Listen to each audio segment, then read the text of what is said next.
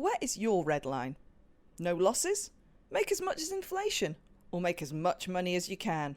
How much pain can you take? Investors need to find out what their red line is and how it moves.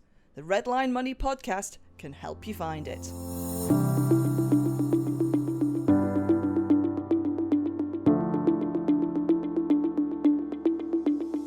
Redline Money takes the expertise of David Roach and Richard Harris as they talk markets, prices, bubbles and busts, and some even more interesting topics.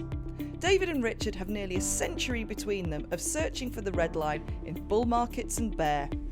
Hear what the crowd isn't saying about current markets and price moves in the long term and even longer. Back to the Egyptians. See markets as an engineering system, a biological organism, or as the behaviour of subatomic particles.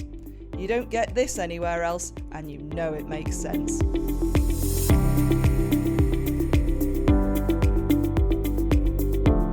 Today we decided to talk about where the US economy is at. Obviously we've heard loads about huge amounts of money being pumped in to help the post-pandemic economy, to help people out, those who have been furloughed from work, to help get the country back together again. What are the key aspects for you in that, David? Well, the biggest aspect which we're going to come to is I think the nature of the world economy is changing and the US is leading the way as usual. But to deal with exactly what the US economy is doing, so far they have spent 26% of GDP. GDP is all the output they can muster.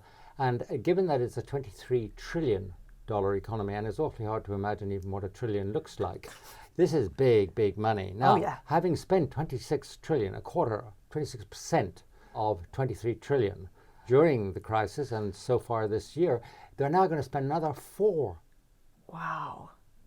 trillion, which means another, call it 20% of GDP. That's serious cash. Yes. Now, about half of this goes on infrastructure. Okay. And about half of this goes on nice things like American families, childcare, having more babies, and of course reinforcing the American productive background, like, making industry competitive with China. So, okay, add them all together, we get 50% of GDP of the biggest economy in the world, which is 23 trillion. That's a pretty scary number. Really scary. It's particularly scary because you have to ask yourself, before we get on to the global significance of all this, how on earth do they finance it? Very good question. How will they finance it? Well, the answer is they won't. Here's what happens. Okay. First of all, they have concrete tax plans, by which I mean they've gone through the kind of adding machines which they employ in the Treasury, of approximately 1.8 trillion. So half of the amount which they are going to spend from now, looking into the future. Yeah. But if you actually look at reality and you check whether that 1.8 trillion is real, it's not. Yeah, well, this is always the case, isn't it? It's very difficult to get these plans, actually passed at all, even if you think they're a great idea. And then will the money actually roll in? Well, it won't roll in. And the reason it won't roll in is because, of course, what you're talking about is taxing corporations, which will promptly put all the money in Ireland and take it out of the way, and taxing the rich, who are cleverer than people who go into government. That's why they're rich. And therefore, the money will simply run away. So they might get $1 trillion out of this. So you're left with a $3 trillion hole. If you stretch that out over the 10 or 12 years they're talking about spending this money in, that's the time period. Okay. You're looking at approximately 2.5% of GDP a year for the next 5 years, which is a huge amount of money on top of what's already going to be happening.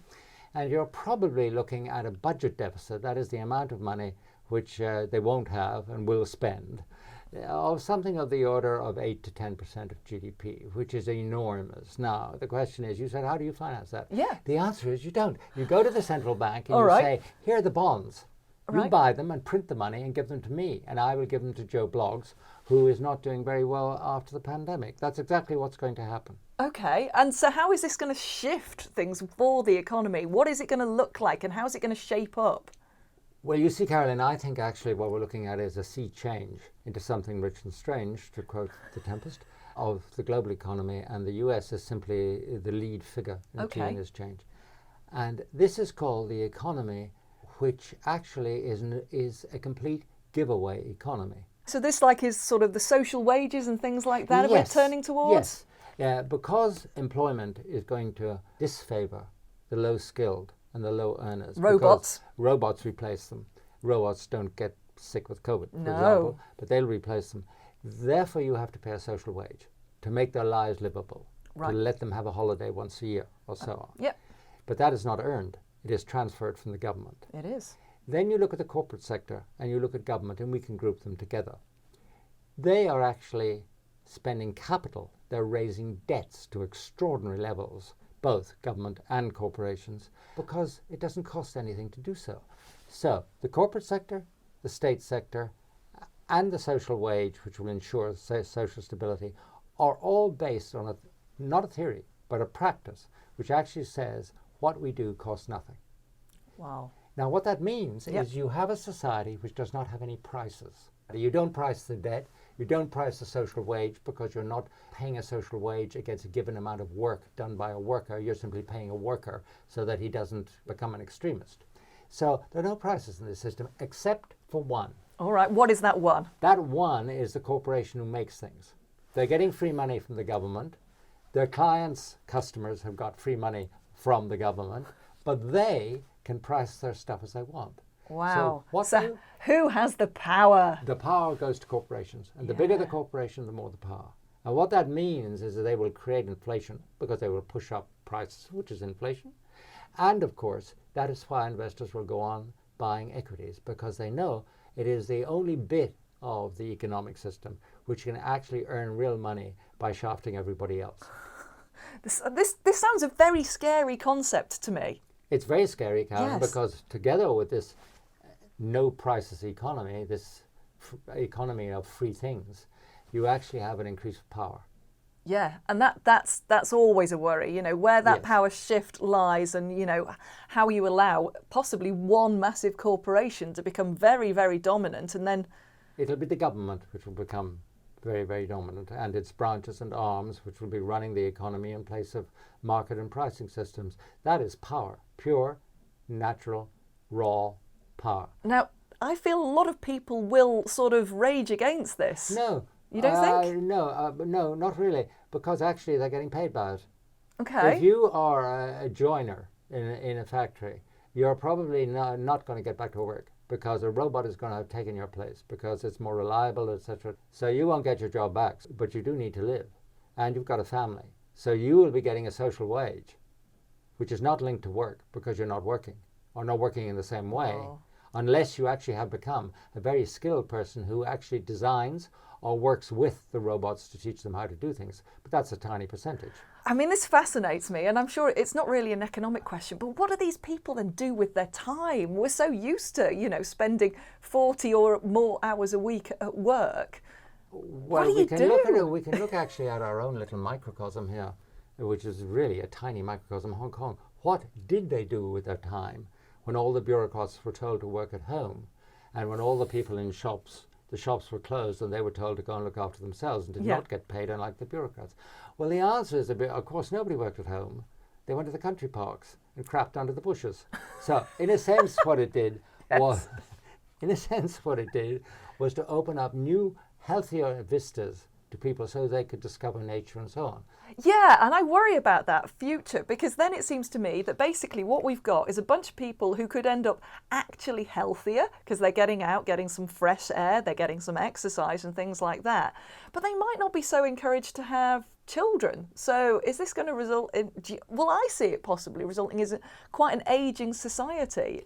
It is. Let's switch from our tiny little microcosm to the big and much beloved motherland next to us. Mm-hmm. Okay, well there, if you look at two curves, one is the level of education of women, Right. and two, the number of babies women are having. These are two curves, one heading straight down, no more babies. It's pretty much plummeting through the ground. Through the ground, and the other is education, which is going through the roof.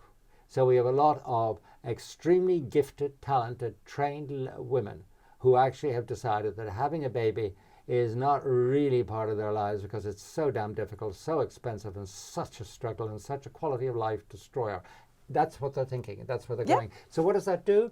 It actually means the Chinese population will be dropping within a decade. Yes. So what does this mean for the economic outlook? And for, is this a precursor? We put, the US as the starter of this free economy thing, but now we're seeing this changing demographic of economy. What it means is that China has to achieve a productivity miracle because there are going to be more and more old people dependent on less and less working people. Yeah. Now, the people working, as I said about the women involved, are more highly trained, so they're more skilled.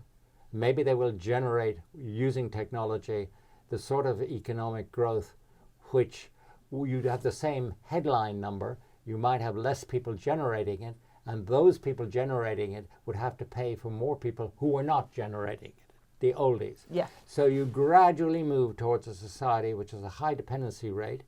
It can only maintain its living standards and thus be a peaceful citizen of the world, question mark, if you can maintain the living standards, which means the productivity has to rise to replace the people. That needs technology. And that is where the war between China and the US about the supply of technology to China is so critical. Will it damage China's ability to actually square this circle? So that is the big question, really, isn't it? Who is going to be able to produce the things we need in future? Yes, that's one big question. The other big question is what sort of society are our children? Well, my children are almost my age, so well, no, they couldn't be, of course. But I mean, they're not exactly chickens. Okay, yes. What sort of society are their children going to inherit? What are they going to they're inherit? The two big questions. Yeah. Both. So we have a question about China, what sort of shape that gives you, and we have a question about the West. Yeah. How does an economy without prices work? Yes. So how does an economy without prices work? Do you see it being successful? No. I don't see it as being successful in terms of productivity and output and all the classical things we care about, but I can see it being successful in terms of an alternative to capitalism, because actually what you're talking about is a not a centrally planned economy, but a centrally controlled economy where the government replaces much of the pricing mechanisms, except for the corporate sector, which gets away with blue murder, in order to buy social peace. And it could be successful in doing so, but it's not a society in which your living standards rise by 5-6% a year. It's a society in which your living standards are virtually stagnant. And do you think people are going to accept that? Yes, if they get paid to do nothing. Wow. Or walk in the forest. I suppose that's true. I can see there's a complete logic in this, that, you know, if you pay people to enjoy their lives as they see fit, as long as that's, you know, not private jets and champagne all the time, then the world could be a very nice place in some ways. It could. But of course, you have transferred power from the individual to the mass and tentacled mass of, like an octopus with all its legs sticking into every branch of the economy and society. You have extended power from the individual to that entity. Now, that is the pessimistic part, because I've never seen a transfer like that happen, to wit the Soviet Union, without wholesale, without gulags. Yes. Okay? So the one side is that Carolyn is going to spend all day in the mountains of Hong Kong or kayaking on the sea or whatever, but the bad side is that her relatives may be in a gulag. That applies throughout the world, not here. It applies throughout the world. If you make that transfer of power, I have never seen it occur without the abuse of that power.